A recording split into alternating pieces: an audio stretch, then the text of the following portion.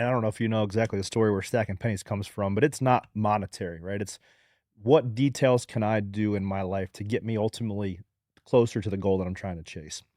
And a couple of teams I started out racing with, your external motivation wasn't there, right? It's how can I figure out internally what's a win and keep myself locked in and motivated? And you say that about Jimmy, where your mindset was I'm good, right? And then you get like punched in the face a couple Yeah. weeks, you're like, damn, I need to buckle down a little bit. How often, how many times through your 24-year cup career did you have to like recalibrate your mentality and just change how you go about the process?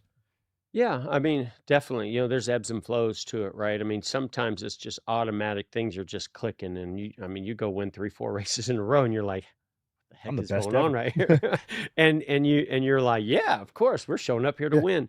And then boom, right? You get hit upside the head. I would say I mean, later in my career, I feel like it was every year, Yeah. but I feel like the first 10 years, it was really my rookie year, 'cause, that was a huge wake-up call for me, getting used to longer races, heavier cars, the fuel loads, the burn off of the fuel load being all the way in the back there, and the tires and everything, aero. I mean, I was just like I felt like I had so much to learn. Year 2 started clicking, year 3, 4, 5, 6. I mean, it was just all of a sudden bam, bam, bam, bam, and then '99 came around, and in '99, I still think we won 7 races, but that was the year Ray got, the opportunity to go to Dodge, and we weren't competing for the championship, and, you just could sense a shift. Some competitors had picked up their game, and so 2000 was probably the toughest year that I've had that I can think of, and that was Ray's leaving, new crew chief Robbie Loomis, and we sucked. I mean, I think we maybe won 1 race that year, but we were terrible. And that was a reevaluation of everything. Where we at Hendrick, where we at the 24 car, where am I at as a driver? My goal was always don't be the weak link, Mhm. right? And I felt like uh, you know, there were a lot of weak links at that time, and I was one of them. And so that was one. That was one year where I looked at myself in the mirror and said, "What can I do to be better and contribute more to the team?" What do you think a couple of those things were that you did that turned it back around? Just spending time with people. It's all about the That's people, it. it is. I mean, yeah, you've got to make those very tough decisions of sometimes. And Rick is such a master of this. He can walk in a room if there's a meeting going on, he can listen to people and he can pull you aside. That one's not going to get it done, Mm, right?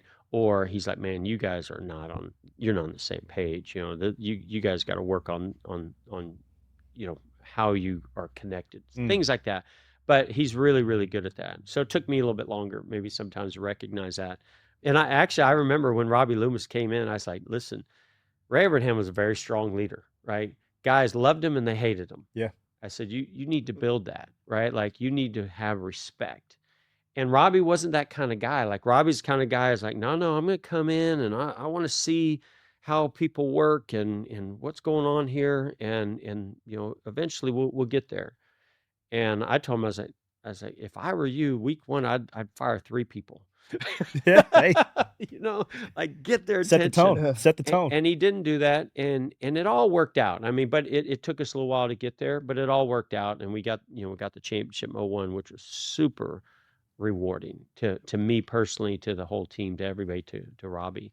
Yeah, no, I think it was just, you know, connecting with the people, making sure that they knew you were just as invested as they were and that you were willing to do whatever it takes and you expected the same out of them. And of course, some good old engineering never hurts either. And Yep. and boom. So you talk about different phases of your career and then how the cars changed. But if you took prime Jeff Gordon today, took prime Jeff Gordon and dropped him in a car today, what do you think would be the hardest adjustment? Prime Jeff Gordon. What year What was is you prime Jeff well, Gordon? yeah, what year? 2001? Well, I mean, '98 obviously was just a ridiculous year where, I mean, I was walking on a different cloud than everybody else. You just came into the track and like, I you know, can't be beaten. yeah, I mean, I didn't feel like we had a weakness of any kind unless there was a failure, right?